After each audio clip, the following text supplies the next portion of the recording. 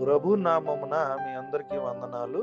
ఈరోజు దేవుని యొక్క వాక్యము వాగ్దానము కీర్తన గ్రంథం 42వ సంకీర్తన 2వ వచనం. ప్రియమైన దేవుని బిడ్డలారా, నా ప్రాణము దేవుని కొరకు తృష్ణగొనుచున్నది, జీవగల దేవుని కొరకు తృష్ణగొనుచున్నది. దేవుని సన్నిధికి నేను ఎప్పుడు వచ్చేదను, ఆయన సన్నిధిని నేను ఎప్పుడు కనబడదును. ప్రియమైనటువంటి దేవుని బిడ్డలారా, ఇక్కడ కీర్తనాకారుడు తన అనుభవంలోంచి చాలా చక్కగా తన ఉద్దేశాన్ని తెలియజేస్తున్నాడు.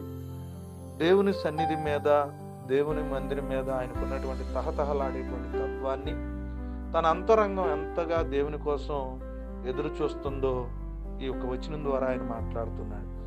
ఈ కీర్తనలో ఉన్నటువంటి ఉద్దేశాన్ని మనం గమనించినప్పుడు, ఆయన దేవుని వెతికే తత్వము, ఆయన సన్నిధికి చేరే అనుభవాన్ని, ఆయన సన్నిధికి చేరాలనుకున్నప్పుడు ఆయన కలుగుతున్నటువంటి పరిస్థితులు చాలా చక్కగా కనబడుతుంది.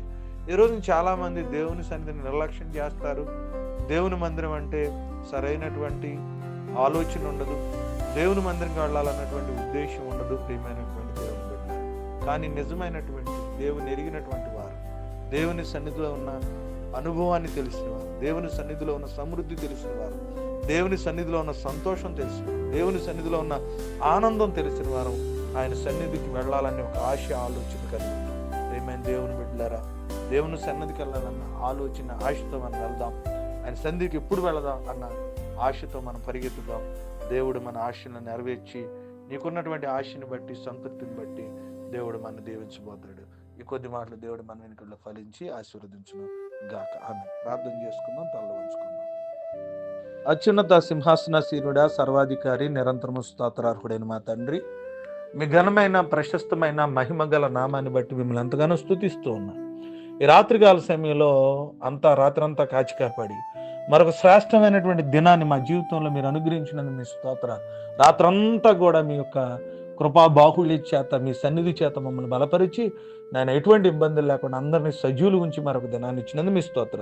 నాయన కీర్తన గ్రంథం 42వ సంకీర్తన 2వ వచనం ద్వారా, నా ప్రాణం దేవుని కొరకు తృష్ణగొనుచున్నది, జీవగల దేవుని కొరకు తృష్ణగొనుచున్నది. ఆయన సన్నిధికి నేను వెళ్ళాలి, ఆయన సన్నిధిని చూడాలి, ఆయన సన్నిధి నేను ఉండాలనేటువంటి మాటలు ప్రభువా నాయన కీర్తనకారుడి ద్వారా మాటలు. మేము కూడా అలాంటి ఆశే, అలాంటి ఆలోచన, అలాంటి ఉద్దేశాలు కలిగి మేము దేవుని సన్నిధికి వెళ్ళడానికి సహాయించండి. ఎవరు దేవుని యొక్క సన్నిధి మీద, దేవుని మీద నేను తృష్ణ కొని ఉంటారో వారిని మీరు దీవిస్తారు, వారి అవసరాలు తీస్తారు, వారి అక్కర్తలు తీరుస్తారు, వారిని బలపరుస్తారు. ప్రభా, మిమ్మల్ని నేను మమ్మలను మీ చేతులకు అప్పగిస్తున్నాం, మిమ్మల్ని స్తుతిస్తున్నాం. ఏప్రిల్ మాసంలో మొదటి ఆదివారం ఆరాధనలో మేము అందరము నేను ఉండడానికి సహాయం చేయండి. ప్రభా, ఈ దినమంతా కూడా నేను మీ దీవులతో మమ్మల్ని నింపండి. నేను ఎండ దెబ్బ తగలకుండా సహాయం చేయండి.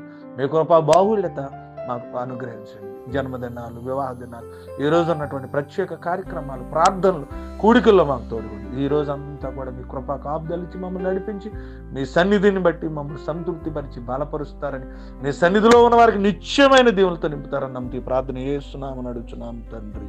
ఆమేన్, ఆమేన్, ఆమేన్.